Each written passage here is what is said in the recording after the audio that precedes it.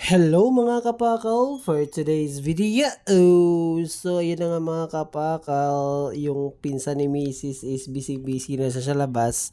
Inabutan na siya ng umaga, kaka-dry run niya.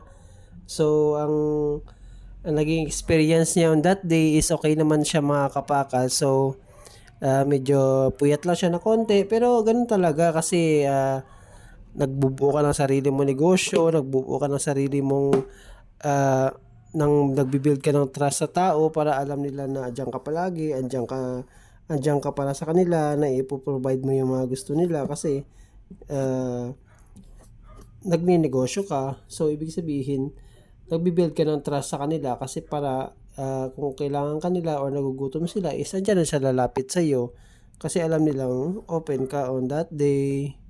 So yun na nga mga kapakal, ang umagang-umaga pa lang is medyo busy na tayo sa ating pizza and then milk tea, fruit tea. So yan na nga mga kapakal, is yan si ma'am, may order si ma'am ng isang blueberry tea. Napaka-solid yan mga kapakal, no? So ang sabi nga namin mga kapakal sa pinsan ni Mrs. is tsaga-tsaga lang.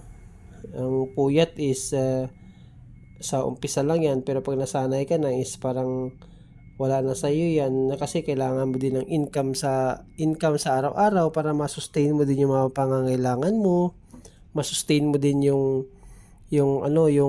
credibility mo as silog business owner, and then alam ng mga tao na open ka palagi para araw-araw din silang bibili sa iyo. So nabibuild ka lang ng trust sa kanila mga kapakal.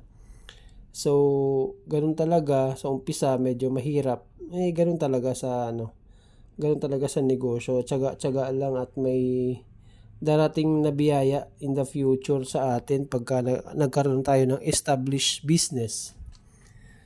So, yun ang mga kapakal, inabot na tayo ng gabi, napaka-solid, tuloy-tuloy pa rin yung mga customers natin. Medyo busy lang tayo sa ating pizza and fruit tea, milk tea business, medyo busy pa. Yan mga kapakal, may order tayo, isang pork pepperoni mga kapakal, napaka-solid niyan. Same pinsan ni Mrs. mga kapakal, yung mga gamit. Kung mapapansin niyo yung mga gamit sa mga kapakal sa labas, isa kanya yan, no? Yan mga kapakal, napaka-solid ng ating pork pepperoni, napaka-solid niyan mga kapakal.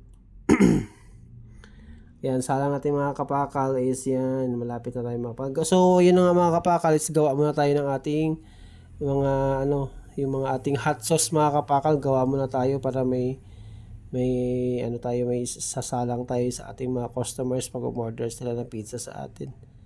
Yan mga kapakal, napaka-solid yan mga kapakal. So, isang plastic mga kapakal, magagawa tayo ng dalawang hot sauce yan mga kapakal, napaka-solid yan.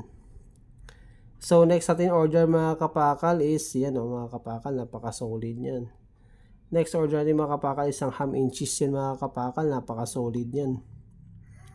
So, si sir, ano yan, kagawad yan dito mga kapakal. No?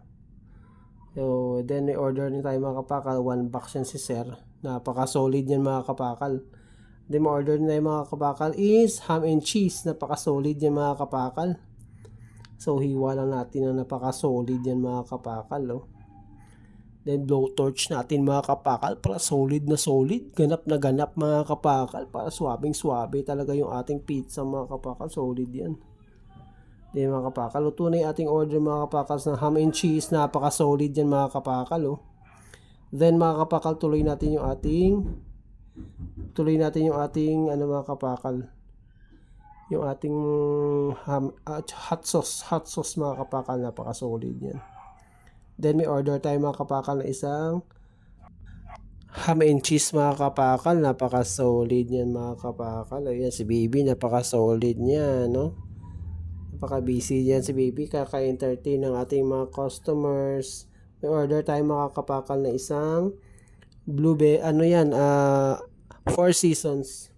So, ayun na nga mga kapakal. If you like this video, subscribe, like, comment, and share. Thank you, ingats.